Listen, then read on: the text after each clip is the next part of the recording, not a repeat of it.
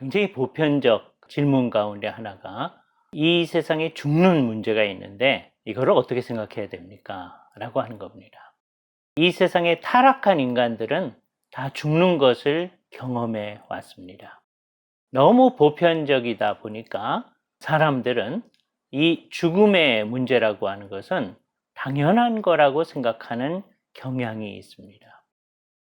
그래서 불교에서도 태어나는 것, 죽는 것, 나이 드는 것, 병드는 것, 이것이 인간의 근본적 질문이다라고 생각하고, 심지어 서양의 3단 논법에서도 가장 큰 전제를 사람은 죽는다라고 하면서 생각을 하죠.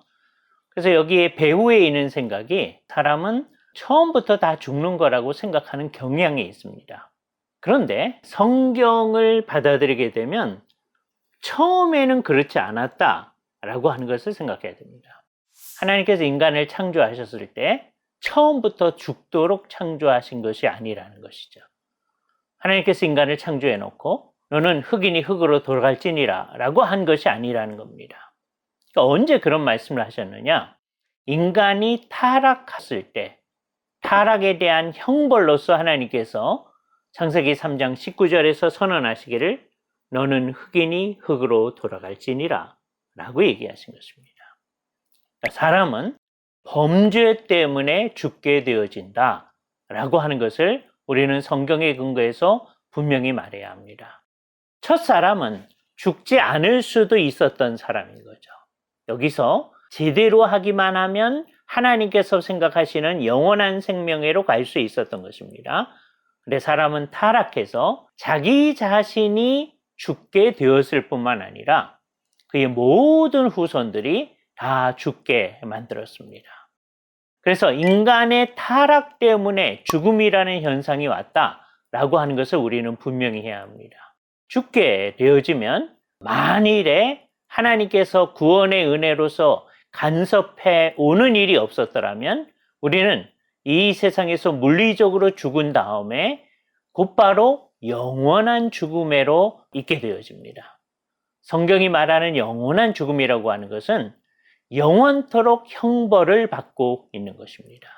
이 세상에서는 한 번도 자기 자신이 이것을 경험한 사람이 없기 때문에 이 영원한 죽음에 대해서도 역시 성경이 얘기하는 대로 알 수밖에 없습니다.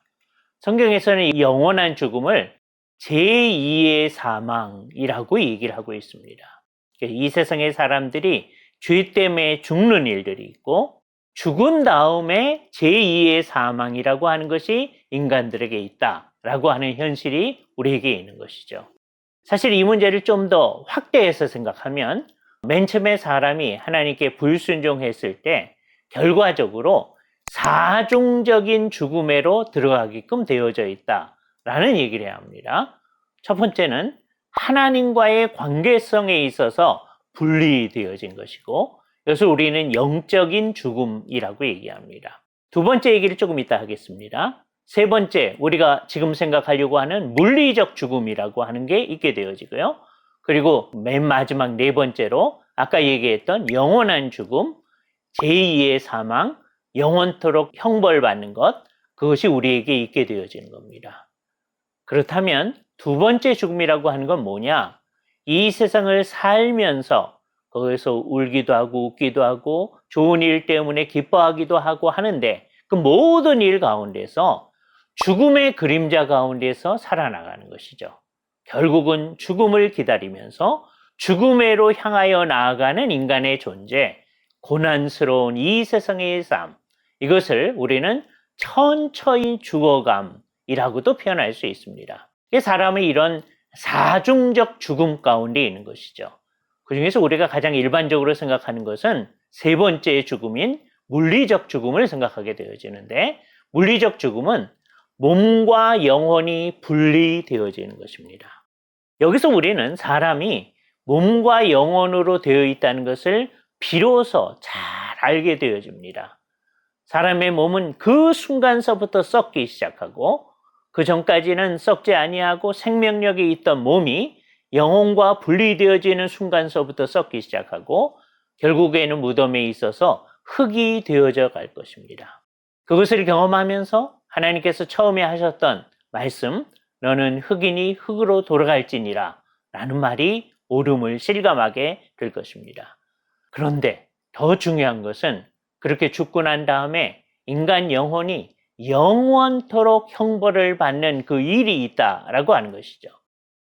예수 그리스도께서 구원 사역을 이 땅 가운데 이루어 주지 않으셨더라면 우리 모두가 몸과 영혼이 분리되어지는 죽음의 현상을 겪은 다음에 영원한 죽음으로 넘겨졌을 것입니다. 그런데 이 세상의 역사 가운데서 예수 그리스도께서 구원 사건을 일으켜 주심으로 말미암아 이제 이 죽음의 변화가 찾아오게 되어졌습니다.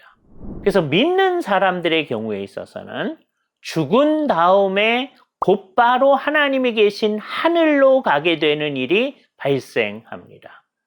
안 믿는 사람들은 끝까지 안 믿게 되어지면 죽은 다음에 곧바로 지옥의 형벌을 경험하게 되어지는 것이죠. 그런 다음에 예수 그리스도 앞에서 부활하는 일을 모두가 경험하게 될 터인데 어떤 사람들에게는 영원한 부활해로 나아가게 될 것이고 어떤 사람들은 영원한 형벌해로 나아가게 될 것입니다. 그래서 우리는 죽음은 어떻게 되느냐라고 하는 질문에 대해서 다음과 같이 두 가지 대답을 하게 되어집니다. 첫 번째, 그 사람이 믿든지 믿지 않든지 모든 사람은 죽음은 몸과 영혼이 분리되어지게 된다. 그래서 일반적으로 죽음은 심지어 믿지 않는 사람들이라 할지라도 영혼과 몸이 분리되어지는 것이다 라고 이해를 합니다.